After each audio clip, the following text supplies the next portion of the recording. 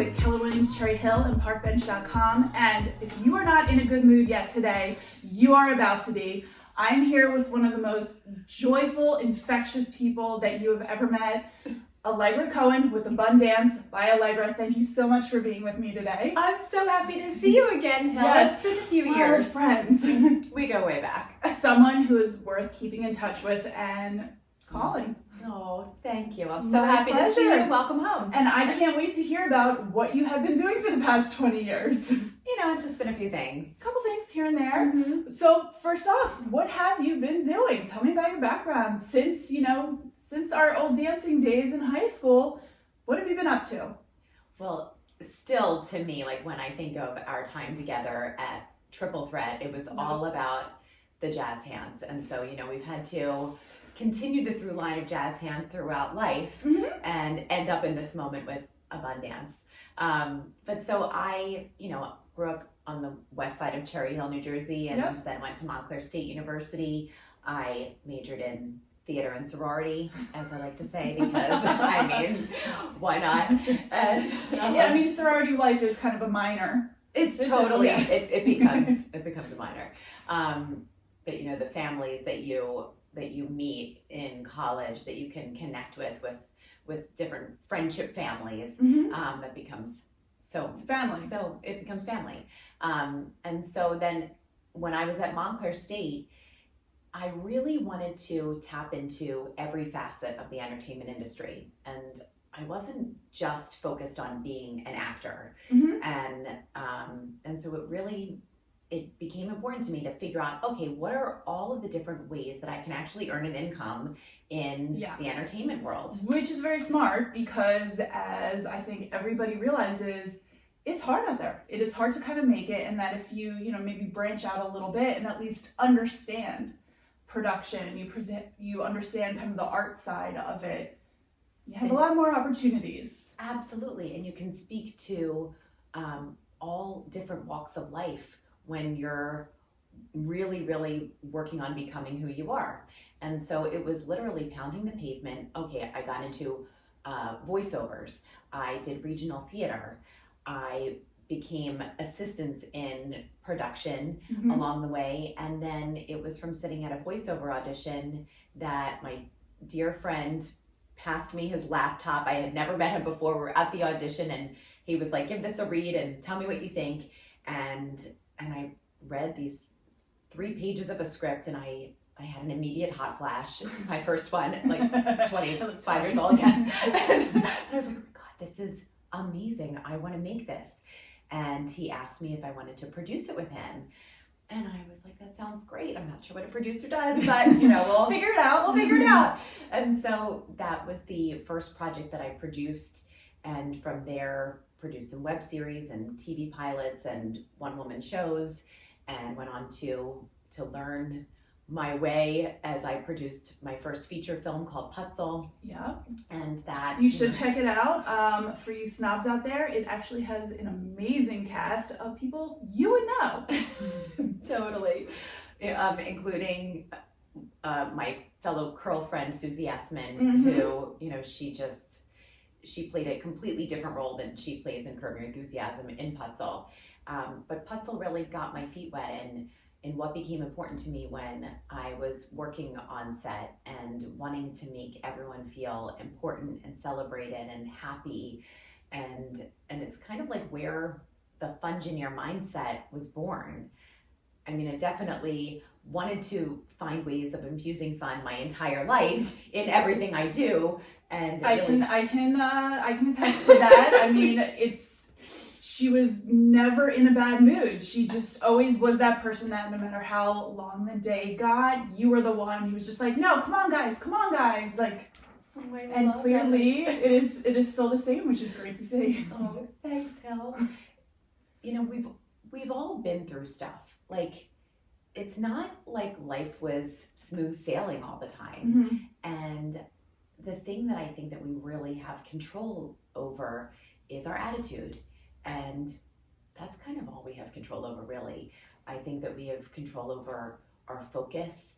And if we can all sort of like band together to focus on the energy that we bring to any room, any meeting, any Zoom. It's just so key to take that responsibility, and so that's where, you know, it kind of became my life's mission to teach other people how to become their own fungineer. Well, speaking about that, what was going on in your life that triggered abundance? You know, how did that come to be? That, you know, obviously it was the way that you lived your life. What made you realize, oh, this is a thing that I need, that I want to bring to everybody? Well, so getting back to the producing, Mm-hmm. it became so crucial to me too, because people are working long hours, they're exhausted, they're not taking care of themselves, and I could just see, like, I really wanted to help people learn how to take care of themselves and to give them boosts of energy without serving, you know, excess caffeine on set. And how can we make like a happy and healthy set? So I think that it was really like, it was starting to brew there about being able to be mindful of how we take care of ourselves and almost like become our own best friends, our own mommies.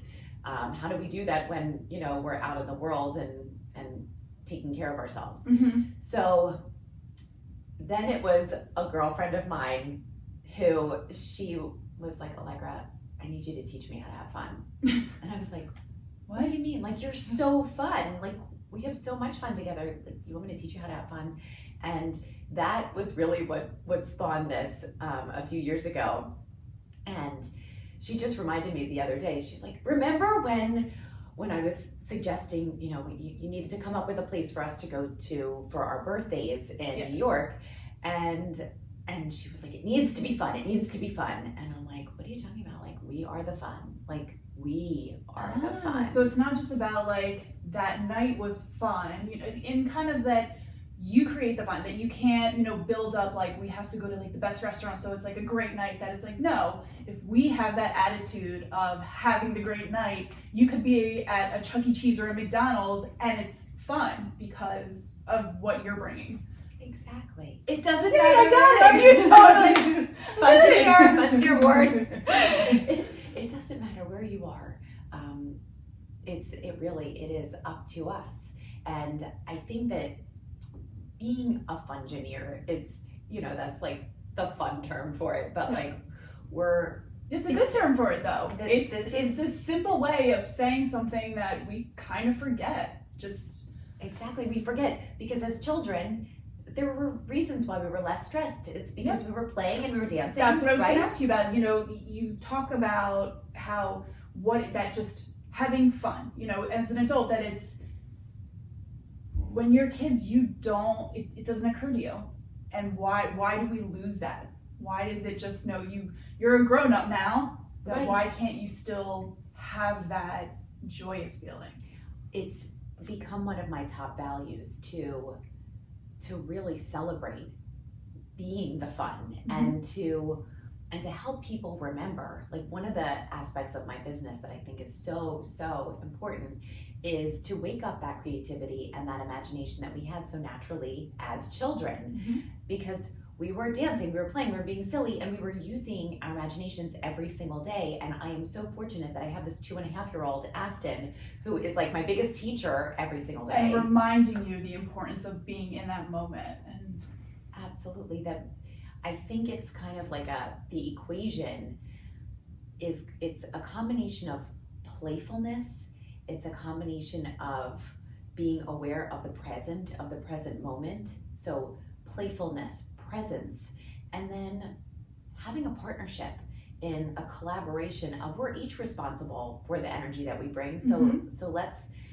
let's tie it all in with playfulness, presence, and partnership, and in our connection. Yeah, I like that. So yeah, I think that when I see Aston, like he's now in preschool, and his job is to play.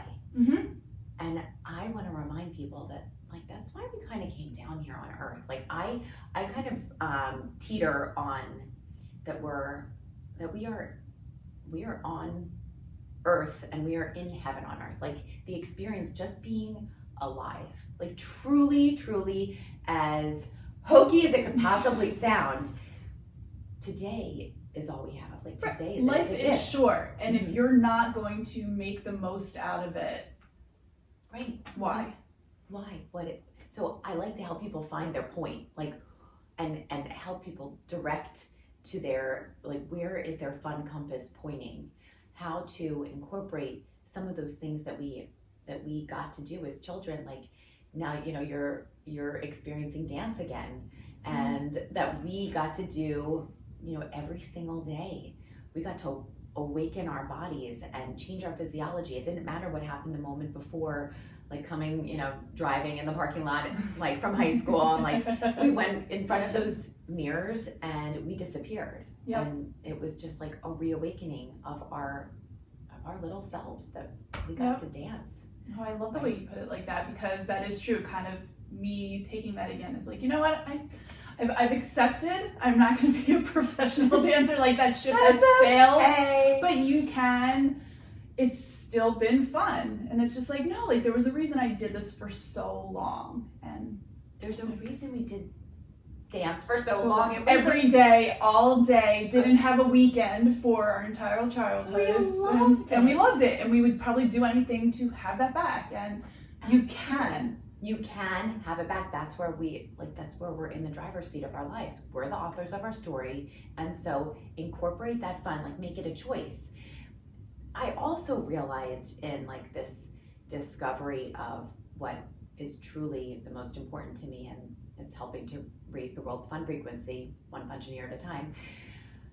It really is about like still learning and growing and expanding, and not like we were always doing that for like those first 18 years. Like it was a non-negotiable. We were learning every single day and going to school, and it wasn't always what we like wanted to learn or what we like cared passionately about, but no. But like that's where it's important to still like, okay, what's like one fun thing we can learn this year? Like how can we exercise our souls? Right, that you don't just get to an age and like, nope, that's it. Right. This is what you're supposed to do now for the rest of your life. Exactly. There's no that's it. Like this is it right now. Well, I want to hear about micro joys, what they are, how to put them into your life on a daily basis. And micro joys are kind of like my favorite things ever. So one of the elements of abundance that I like to teach my clients, it's called rituals. Now, you might know the term rituals, but I spell rituals with a capital RICH because rich like money. Exactly, because this is the new rich, what money can't buy. Got it. This is about feeling happy and feeling healthy and feeling good and moving towards the joy. And when you're practicing daily rituals, it's like, you know, whatever you practice, you get good at. Do you practice complaining? Do you practice judging? Do you practice being anxious? Do you practice, you know, getting angry over the littlest things? Or do you practice kindness and compassion and complimenting someone? And do you practice making someone's day? And so with those little tidbits that you can incorporate in your daily life. So like, even like some of my non-negotiables I start my day with gratitude, and I always say today's a great day as soon as I open my eyes, and have a glass of water with lemon as like a little mini detox. Get yourself going. Get yourself going, making my bed in the morning. Like it's not like I love making my bed, but I love the result of like seeing my neat and clean room. So there's just like these little things that you can do every single day, including like a little abundance and getting your blood flowing. But I think that by practicing these daily rituals every single day, it gets you really, really in touch with the present moment. And then you can experience these pure happy moments, and you're like, oh my gosh, like that felt so good. Well, I like that you call them rituals in the sense that after a while it probably just becomes muscle memory. That, you know, if you focus on certain little rituals, you don't even realize after a while that you're doing them because it's just your daily ritual. Because it's who you are. It's not that you're doing anything to achieve something. It's that this is who you are. This is what you do. And it's turning the mundane into the sacred. Like this, we brush our teeth every day, but like how cool would it be to really focus on like one tooth for 4 seconds and like really, get them good. I focus on that with Aston all the time. So, but that's good. But I love that in the sense of like a lot of kids don't like brushing their teeth. My nieces, it's like, did you brush your teeth yet? And yet turn it into something fun. Turning everything into fun. And so then those pure happy moments, it turns your focus into a directionality of positivity and joy. And when you collect these, as I call them, micro joys throughout the day, that is true abundance. That is what it means to feel the new rich. I love that. The new rich. That, money can't buy happiness. Exactly. So I'm sure you must get into a bad mood from time to time, just like anybody, hopefully. But so how do you deal with that? As someone who tries to find the joy in everything, if you do find yourself in a mood for whatever reason, how do you help to get yourself out of it? I appreciate that question because we all experience, as opposed to a bad day, I would say it could be like a really like a sucky moment. Like we have these so I don't want it to ever like allow for like the day to be wasted because you completely let this one thing consume your whole day. Right. Like but it happens to all of us. And I mean, with my greatest joy of my life, Aston, he's also 2.5 and a toddler. It can be frustrating. Having that, like, as happy as he could be, he can have a meltdown. And how am I going to respond to him? Even this morning, like he just was so excited, and we were playing Me Too by Meghan Trainor, and like we get our dance party on in the morning, and I'm changing his diaper, and then he like runs right into my stomach, and I'm like, oh my God. And like I felt like the tears were coming like from myself, and I'm like, oh my God, and so what am I gonna do in that moment? And like I had the choice, like I could yell at him, I could be mad at him, and he's 2.5, and he was just so excited, and he didn't mean it, it was an accident, and so I really, like, I practiced, I breathed, and I really, like, I took a moment for myself, and I excused myself for a moment. I went into the bathroom and I took some deep breaths, and I reminded myself of like the scenario, exactly what happened, that he was excited, and he's 2, and he didn't mean to, completely knock you in the gut. No, he didn't mean to. And I forgave him, and he came in, and he wiped a few tears, and oh he my was God, helping that's so me cute. breathe, and he was I'm sorry, Mommy, and I'm like, it's all good, like it's all good. We forget about it, like that moment has ended, we move on. And it's so much, I think, in life with our attitude, it's moving on, turn the page, like getting rid of the "oh woe is me" attitude. Yes, let's hop off of the wambulance. As my stepbrother, yeah, I love that. The wambulance. I like that. My stepbrother always used to say, "You're on the wambulance." I like that. I know a few people who live their lives like that. The "oh woe is me" wambulance. Yes, the victim, and it's like, no, we've all been there. Yes, your whole, your whole like moment is not special. We've all had these moments of just, exactly. Suck it up. Mm-hmm. Take a minute. Brave. Yes. And no one's perfect. Like, I'm not a guru. Like, we're not, like, no one is like the teacher student in life. I think that we're all each other's teachers and students. Like, well, you even said you're still learning from a toddler. Someone who doesn't even realize that they're doing the joyous. He's doing it perfectly. And he doesn't even have a degree. And so he has a degree in toddlerhood. Exactly. His job is to play. Yes. So, yeah. So what can someone who comes to you expect to get out of it? Whether it's, they have a whole bunch of things that they need to work on, or it's just like, Allegra, I have this one thing in my life that I need your help with. What can someone expect to come away from abundance from? Sorry. It's okay.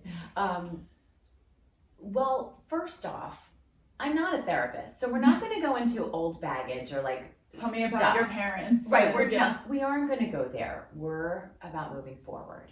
And I think that what I really want my clients to get from working together, I call it play working together. Okay. It's really getting a true sense of freedom that you had so naturally, celebrating exactly who you are as a child and getting back to that sense of freedom that we really that carefree, yes. just every day you wake up and it's today's a new day mentality.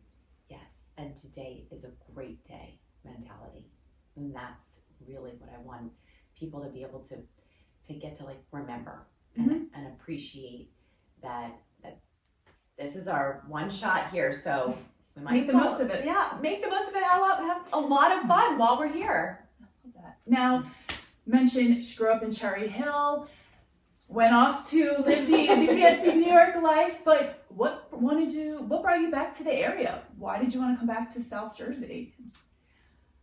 Well, I can only tell you, Hilary, that in a bajillion years, I was never, ever leaving New York City. New York is in my blood. We are not moving to the suburbs. And it's funny, like, now living in a suburb, I just think of it as, like, the next part of life. Without any labels of city or suburb, I would say that, we all have experienced this crazy last year and a half with COVID, and wow, like, really, like, the blessings of COVID that I like to focus on, really, like, that make it the things that you opened your eyes to, like, yes, like being with my family 24/7 in our New York City apartment, and not like going outside so much, right? And it just allowed us the time to reassess what is most important to us, and it's definitely family.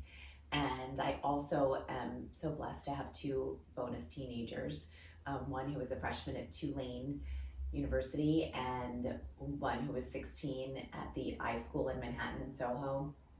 And we are all a super close family. And I would say that we didn't want to go too far outside of the city, so we could still have easy access to the kids. And so coming back to this area, my husband's from South Africa, so he emigrated from South Africa when he was 15 to La Jolla in California, and so he doesn't know anything. You had to introduce him to a lot of things. Yes, I had to really open up his eyes to East Coast living and Jersey suburb and exactly a proper Philly cheesesteak. Yes, like some key water knowledge. ice. Yes, yes, and the proper way to say it. It's so funny. I'm like, how do you say water? Water. But it's just been so amazing. I have all of my parents here, cousins moving back to the area, and for Aston to be able to grow up in this beautiful neighborhood where we live in Voorhees, we're so fortunate, like, to be able just to go outside, and the ease of driving a car and saying goodbye to the stroller as like the way of life, and all the different seasons experiencing in one day. And you have the stroller, and that you're packed for all seasons in one day. In one day, like, that's the day. And so it's definitely, I think that now in life, it's about how can I live with ease and as effortless as possible. There's a lot of effort in life at the end of the day. So, but I think that just coming back here, the familiarity and just the love of this area, it feels so good to be back. Oh, well, I personally am happy that you chose to come back. Thank you. Yes, Me too. It would be so nice to reconnect after all this time. And as you said, New York is very, very close. I also go there very often, hop on the train, go see a show, It's so easy. just walk around. Sometimes you just want to walk around, eat outside somewhere, and people watch. Totally, that's the best. Yes, but Allegra, thank you so much. Please tell everybody how they can find out more info, where they can maybe reach out to you.